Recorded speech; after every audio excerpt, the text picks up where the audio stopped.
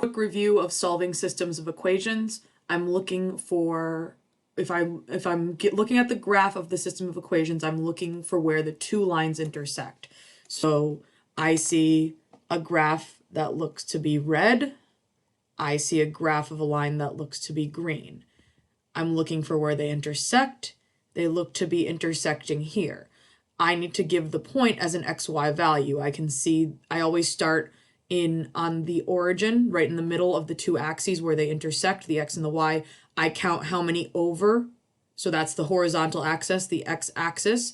So I'm going 1 over, and then I'm counting how many up or down, 3 up. So my coordinates would be 1, 3. I have to give them in that format, otherwise I'm not giving a solution. So we give the x coordinate and the y coordinate, but we need to make sure we give them in the correct order. We don't have any need of actually writing out the letters x and y. I just have to give the coordinate. When I put the x and the y underneath, it's to remind you that x is horizontal and y is vertical. Remember that if x goes to the left of the origin, it's going to be negative. If it goes to the right of the origin, it's positive.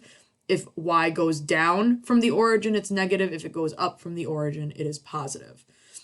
So the solution of my system of equations here is 1, 3.